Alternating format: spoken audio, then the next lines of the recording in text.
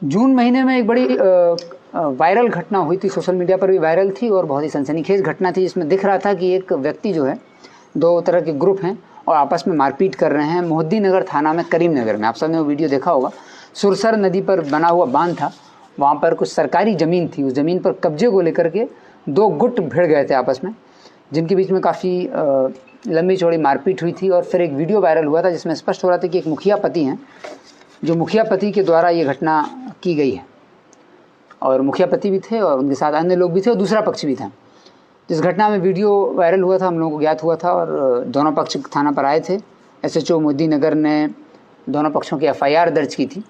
FIR दर्ज करने का इसमें अनुसंधान किया जा रहा था, तो स्पष्ट हुआ था कि जो सरकारी ज़मीन है उस पर अकबर अंसारी नाम का व्यक्ति है, वो कब्जा करना चाह रहा था और उसने सरकारी ज़मीन पर कब्जा करने का प्रयास किया था, जिसको कि मुखिया पति और वहाँ पर खड़े लोगों ने विरोध किया था। तो मुखिया पति जो हैं, इनने अपनी टीम के साथ वहाँ पर पहुँचे और इसका विरोध किया। जबकि अगर वो सरकारी ज़मीन पर अवैध कब्जा कर रहा था तो ना सिर्फ उनको, मुखिया पति को, पुलिस को, जबकि प्रशासन को और जिलाधिकारी से लेकर पुलिस अधीक्षक और अन्य स्तरों पर इनको बताना चाहिए था। थाना को बताना चाहिए था, CO को बताना चाहिए था, BDO को बताना चाहिए था, SDO को बताना चाहिए था, DSP को बताना चाहिए। वो सब ना करने की बजाय इन्होंने सीधे कानून को अपने हाथ में लिया और मारपीट चालू कर दी। जो दोनों तरफ पक्षों के लोगों को गंभीर चोट आई थी।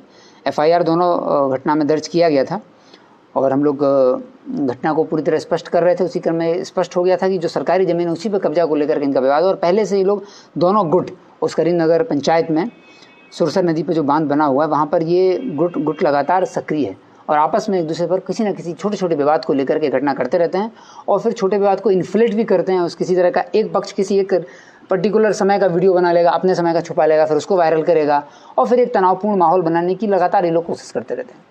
तो घटना जब स्पष्ट हुई, FIR दर्ज की गई थी, तो उसमें जो दोनों तरफ से जो मेन अपराधी जो दिख रहे थे मारपीट में, उसमें से एक अभियुक्त है मनोज शाह, उनकी गिरफ्तारी की गई है जो मुखिया पति की तरफ से थे, और अकबर अंसारी की तरफ से जो असगर अंसारी थे उसकी गिरफ्तारी की गई है। दोनों तरफ से एक एक अभियुक्त की गिरफ्तारी हो गई है। बाकी सभी अभियुक्त अभी घर से भागे हुए हैं।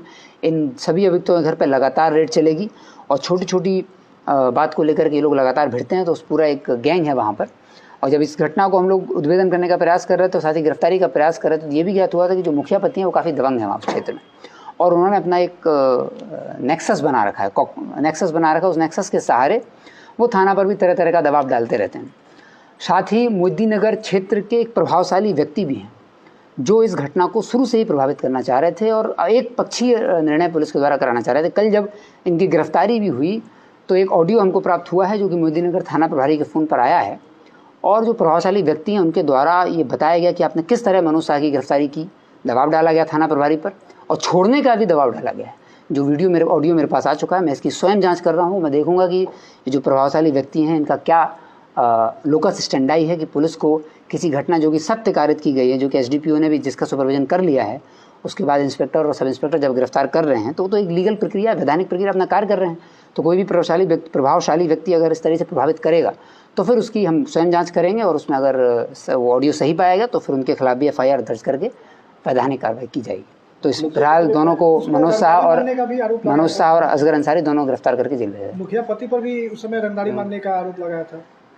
फिलहाल जो सरकारी ज़मीन पर कब्जा जो हुआ था उसको लेकर के घटना हुई थी, इसलिए FIR दर्ज की गई है और दोनों तरफ से हम लोगों को ज्ञात हुआ था, दोनों तरफ से भी गिरफ्तारी की गई और दोनों तरफ के लोगों पर केस ट्रू है और दोनों तरफ की गिरफ्तारी करने का निर्देश पहले से ही दिया गया है और शीघ्र ही बाकी बचे अभियुक्तों की गिरफ्तारी की जाएगी।